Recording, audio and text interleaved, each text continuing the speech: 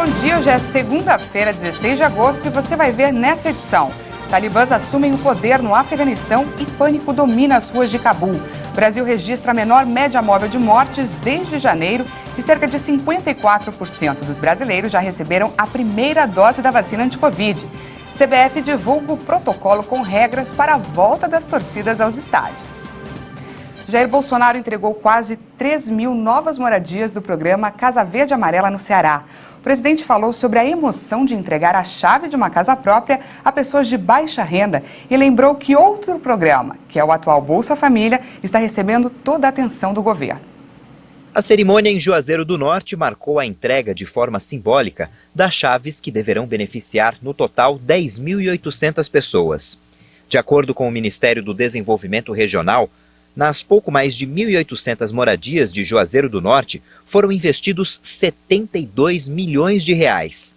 Já na cidade de Crato, foram gastos 74 milhões de reais em quase 1.000 casas em lotes individuais. Durante a cerimônia, o presidente destacou o trabalho para atender às necessidades das pessoas de baixa renda, como Bolsa Família, que deverá mudar de nome, e a emoção de entregar pessoalmente uma chave de casa própria. Poder atender aos mais humildes não tem preço. Como atendemos o ano passado, 68 milhões de pessoas com auxílio emergencial. O gasto ano passado com auxílio emergencial equivale a 13 anos de Bolsa Família. Nesta semana, apresentamos 2 propostas para o Parlamento, de modo que o Bolsa Família, necessário para uma parte da nossa população, tenha no final do ano, no mínimo, um reajuste de 50%. Sabemos que a inflação chegou em nosso país, como chegou no mundo todo. A pandemia desequilibrou a economia. E nós tentamos agora, dessa forma, no momento, atender aos mais necessitados. O Brasil deverá ter um imunizante contra a Covid 100% nacional até dezembro. A previsão é do ministro da Ciência e Tecnologia, Marcos Pontes. O ministro de Ciência e Tecnologia e Inovações, Marcos Pontes, se reuniu em Genebra, na Suíça, com a cúpula da Organização Mundial da Saúde. Foi destaque as ações que o Brasil vem realizando no combate à pandemia do coronavírus.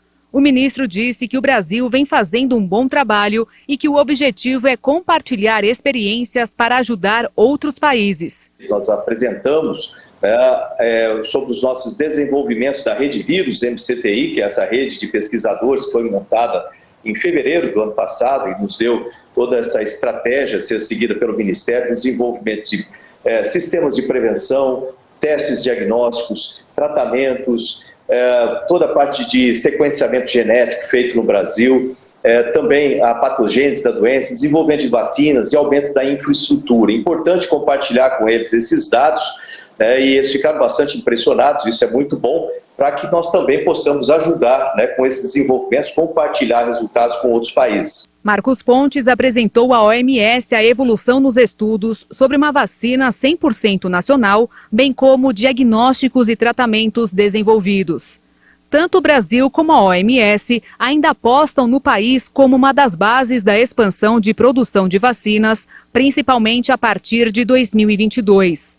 A instituição internacional entende que somente um acordo global poderia evitar que outro surto pandêmico abalasse o mundo. Morreu hoje em São Paulo o publicitário Duda Mendonça, aos 77 anos. Muito disputado entre os políticos, o marqueteiro teve a carreira marcada por grandes trabalhos em eleições no Brasil e também fora do país. Duda Mendonça estava internado para tratar um câncer no cérebro e fazia quimioterapia. Em junho, ele também foi diagnosticado com a Covid-19. Ele teve um quadro de saúde agravado e precisou ser entubado. Outros detalhes você confere ao longo da nossa programação. O Brasil registrou a 8ª menor média móvel de mortes por Covid no ano e se aproxima de 570 mil óbitos desde o início da pandemia. Hoje, só o Distrito Federal tem tendência de alta nas mortes. O Ministério da Saúde confirmou mais 270 novas mortes por Covid em 24 horas.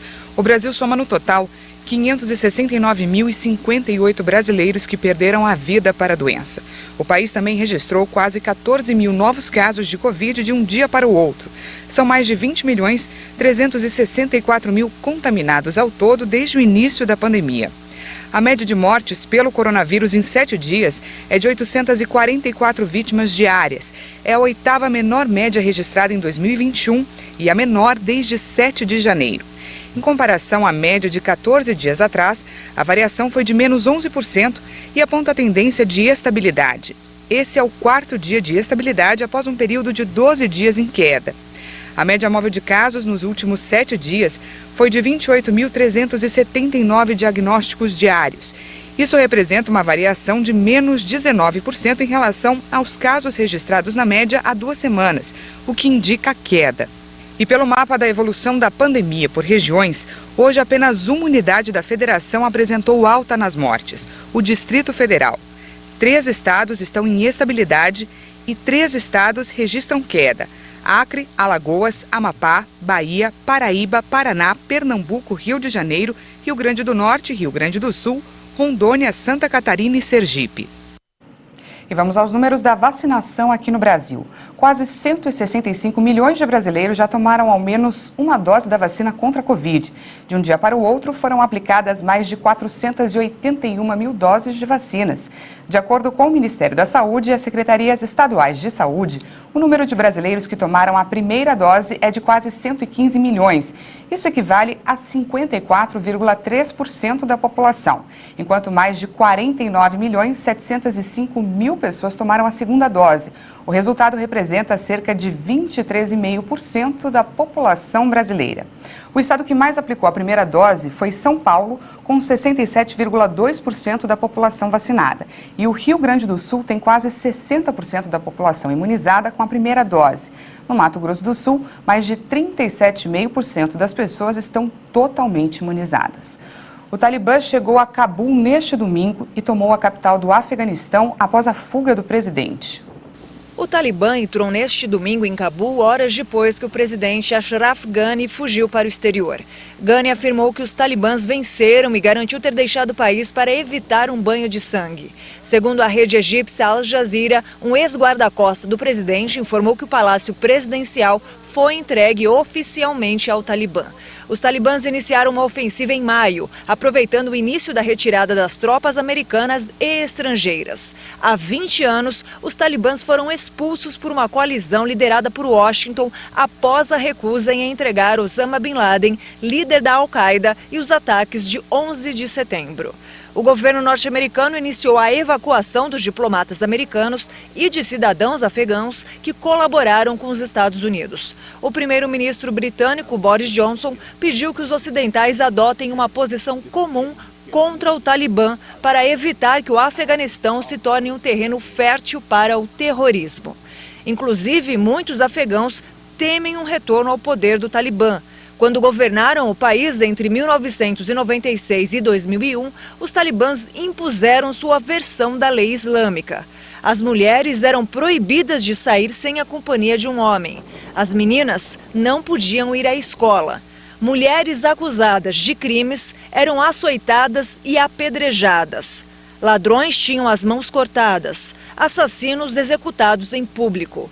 O Talibã já prometeu que, se voltar ao poder, respeitará, de acordo com os valores islâmicos, os direitos humanos. O número de mortos pelo terremoto que atingiu o Haiti no sábado passa de 1.200. São mais de 2.800 pessoas feridas e quase 3.000 construções destruídas. Um terremoto de magnitude 7,2 no Haiti deixou 1.297 mortos e 5.700 feridos. Os esforços de socorro para ajudar as vítimas podem ser prejudicados com a aproximação da tempestade tropical Grace, que pode causar chuvas torrenciais e inundações. O Haiti declarou estado de emergência por um mês. Muitos países, como Estados Unidos, República Dominicana, México e Equador, ofereceram ajuda enviando pessoal, alimentos e equipamentos médicos. O país mais pobre das Américas ainda não se recuperou do terremoto de magnitude 7, que devastou a capital em 2010. A nação caribenha também enfrenta uma situação de segurança precária e uma crise sociopolítica aguda com o assassinato do presidente Jovenel Moïse no mês passado. Vamos à previsão do tempo. As temperaturas vão subir essa semana na maior parte do país.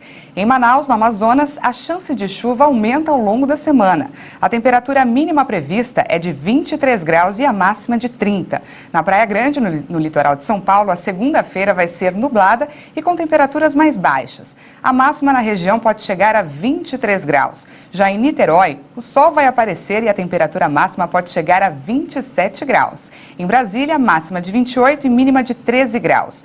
No Tocantins, a temperatura mínima prevista para hoje é de 22 graus e a máxima pode chegar a 35, um calor típico de verão.